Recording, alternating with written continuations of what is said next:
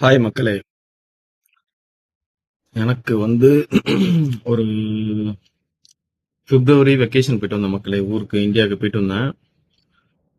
அப்புறம் ஒரு சரி போயிட்டு வந்ததுக்கப்புறம் சரி ஹோட்டலில் சாப்பிடலாம் அப்படின்னு சொல்லிட்டு கொஞ்ச நாள் ஹோட்டலில் சாப்பிட்டுக்கிட்டு இருந்தேன்.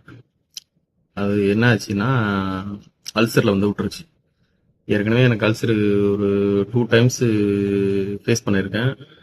இது மறுபடியும் தேர்ட் டைம் இதாக இருந்துச்சு. ஒரு பாஸ்ட் 3 மந்த்ஸாக அல்சரில் பாதிக்கப்பட்டு அதுலேருந்து எப்படி மீண்டு வந்தேன் அப்படிங்கிறத என்னோட பர்சனல் எக்ஸ்பீரியன்ஸை ஷேர் பண்ணுறேன். அது நிச்சயமாக உங்களுக்கு யூஸ்ஃபுல்லாக இருக்கும். தயவுசெய்து கவனமாக பாருங்கள். அல்சர் பெயினுங்கிறது வயிற்று வலினாலே அல்சர்னு அர்த்தம் கிடையாது. வயிற்று வலி வர்றதுக்கு இப்போ நிறைய காரணம் இருக்கும். பட் ஆனால் என்னோட வயிற்று வலி என்னோட அறிகுறியை நான் ஷேர் பண்ணுறேன். என்னன்னா ஏர்லி மார்னிங் எந்திரிச்சதோட எம்டி வயிறாக இருக்கும். அப்பவே வலி எடுக்க ஆரம்பிச்சிடும். சரின்னு சொல்லிட்டு காலைல கொஞ்சம் பிரேக்ஃபாஸ்ட் சாப்பிட்டதுக்கப்புறம் கொஞ்சம் கொஞ்சம் பெயின் கொஞ்சம் குறையும். அப்புறம் என்ன ஆகும்னா ஒரு 9 மணிக்கு 9, 9:30 மறுபடியும் 9:30 போல் மறுபடியும் வலி எடுக்கும். கொஞ்சம் மறுபடியும் ஏதாவது ஃபுட்டு சாப்பிட்டோம்னா கொஞ்சம் பெயின் குறையும். அப்புறம் மறுபடியும் லஞ்ச் பிரேக்குக்கு ஏதாவது ஃபுட்டு சாப்பிட்டோம்னா கொஞ்சம் பெயின் குறையும். மறுபடியும் 2 ஹவர்ஸ் கழிச்சு மறுபடியும் பெயின் எடுக்கும். இப்படியே எவ்ரி 2 ஹவர்ஸ் பெயின் வந்துகிட்டே இருக்கும் ஃபுட்டு சாப்பிட சாப்பிட. எனக்கு ஆல்ரெடி ஒரு 2 வாட்டி அல்சர் வந்ததுனால எனக்கு இது எக்ஸ்பீரியன்ஸ் இருக்கு. டாக்டரை சந்திச்சேன். கொஞ்சம் அவர் கொடுத்த டேப்லெட்டும் கொஞ்சம் எடுத்துக்கிட்டேன். அது இல்லாமல் என்னோட பர்சனல் நான் என்னென்ன ஃபுட்டு எடுத்தேன் அப்படிங்கிறத உங்கள்கிட்ட ஷேர் பண்ணுறேன். இது என்னோட பர்சனல் எக்ஸ்பீரியன்ஸ் தான். தயவுசெய்து உங்களுக்கு பிடிச்சிருந்துச்சுன்னா இந்த ஃபுட்டை எடுத்துக்கோங்க. அல்சர் பேஷண்ட்ஸுக்கு மட்டும்தான் சொல்கிறேன். வயிற்று வலி அப்படிங்கிறது left bottom, centre, right bottom, right centre, right top, ஒவ்வொரு வலிக்கும் ஒவ்வொரு சிக்னல் இருக்கு. வயிறு வலி ஃபுல்லா வந்தாலே உடனே டாக்டர் போய் பாத்துங்க. அல்சர் பெயினுங்கிறது டிஃப்ரெண்டா இருக்கும். அல்சர்லயே நிறைய டைப் இருக்கு. கேஸ்ட்ரிக் அல்சர் நிறைய டைப் இருக்கு. நான் பொதுவாக அல்சருக்கு உண்டான ஃபுட்டை மட்டும் தான் என்னோட பர்சனல் எக்ஸ்பீரியன்ஸ்ல நான் எடுத்தது. உங்களுக்கு பிடிச்சிருந்தா எடுத்துங்க. அட் த சேம் டைம் டாக்டரையும் கன்சல்ட் பண்ணீங்க. ஃபர்ஸ்ட் அல்சர் வர்றதுக்கு முக்கியமான காரணம் பிரேக்ஃபாஸ்ட் ஸ்கிப் பண்றது, டைமுக்கு சாப்பிடாம இருக்கிறது, டீ காபி, அது மாதிரி இந்த காரமான உணவு, ஹோட்டல் சாப்பாடு, ஹோட்டல்ல போய் பராட்டா அந்த மாதிரி உணவு சாப்பிட்றது. அது பண்ணாம இருந்தாலே முதல்ல அல்சர் வராம இருந்திருக்கும். மேக்சிமம் யாரு கட் ஆகும்னா இந்த 12th படிக்கிற பசங்க, அடுத்து 3rd year engineering, 2nd year engineering படிக்கிற பசங்க நிச்சயமா அந்த அல்சர்னால ஃபேஸ் பண்ணுவாங்க. ஃபர்ஸ்ட் அல்சருக்கு முதல்ல எடுத்தது ஏர்லி மார்னிங் முடிச்சதுக்கு இந்த தேன் மக்களே, பியூர் தேன். இந்த தேன்லயே பெரிய உலக அரசியல் அடங்கியிருக்கு. அதை தனி வீடியோவை போடுறேன். ஃபர்ஸ்ட் இந்த ஏர்லி மார்னிங் முடிச்சதுக்கு வெறும் வயிற்றுல இந்த தேனை குடிங்க. அது ஒரு பெரிய டிஃபரன்ஸ் தெரியும். ஃபர்ஸ்ட் இந்த தேனை குடிங்க. ஏர்லி மார்னிங் முடிச்சதுக்கு தேனை குடிங்க ஃபர்ஸ்ட். அடுத்தது இது ரொம்ப ரொம்ப இம்பார்ட்டன்ட் மக்களே, இது மறந்துடாதீங்க.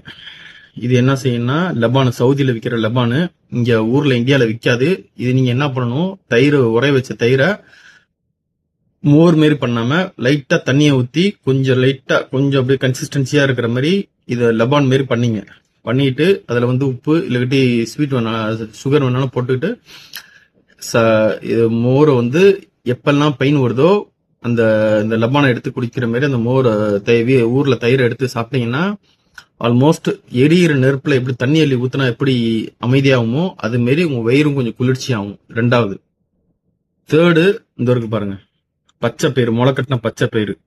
இதை எடுத்துங்க. இது எப்போதுமே வச்சுங்க. இது முளைக்கட்டின பச்சை பயிறு உடம்புக்கு ரொம்ப ரொம்ப நல்லது. காலையில உணவையும் சேர்த்துக்கோங்க. இந்த 3rd இது மறந்துடாதீங்க. முளைக்கட்டின பச்சை பயிறு நைட்டு ஃபுல்லா ஊற வச்சு அப்புறம் காலையில வெறும் பாத்திரத்துல சன்ஷேடு இருக்கிற இடத்துல வச்சோம்னா முளைக்கட்டும். கரெக்டா முளைக்கட்டி இருக்கு பாருங்க. 4th இந்த இருக்கு பாருங்க, பனானா. இது பிலிப்பினி பழம் தான். இது ஊர்ல நீங்க செவ்வாழை பழம் எடுத்துங்க. நல்லா சிவப்பு கலர், நல்லா பெருசா நல்லா இருக்கும். ஒரு 2 பழம் சாப்பிட்டீங்கன்னாவே ஒரு 2 மணி நேரத்துக்கு 1 மணி நேரத்துக்கு அப்படியே வயிறு கம்முன்னு இருக்கும். 4th இந்த பனானா. 5th இந்த இருக்கு பாருங்க, இது பாதாம் பிசின். பாதாம் பிசின் நைட்டு ஒரு 5 மணி நேரம் ஊற வச்சீங்கன்னாவே நல்லா அப்படியே நல்லா ஃப்ரீ ஆயிடும். அப்படியே இது மாதிரி இப்படி இதுல இருக்க மாதிரி இருக்கு பாருங்க. நான் இதுல தேன் கலந்துருக்கேன். அதனால உங்களுக்கு கொஞ்சம் குடிக்கிறதுக்கு நன்னாரி சர்பத்து மாதிரி இருக்கும். அதனால பாதாம் பிசனை ஊற வச்சது, பாதாம் பிசன்லயே நல்லா ஆரஞ்சு கலர்ல இருக்கும், நாட்டு மருந்துகள்ல வைக்கும். அதை வாங்கி நல்லா ஊற வச்சு சாப்பிடுங்க. வேற லெவல்ல இருக்கும். அடுத்தது இந்த இருக்கு பாருங்க, இது தண்ணி. இது 1.5 லிட்டர் தண்ணி பாட்டில்.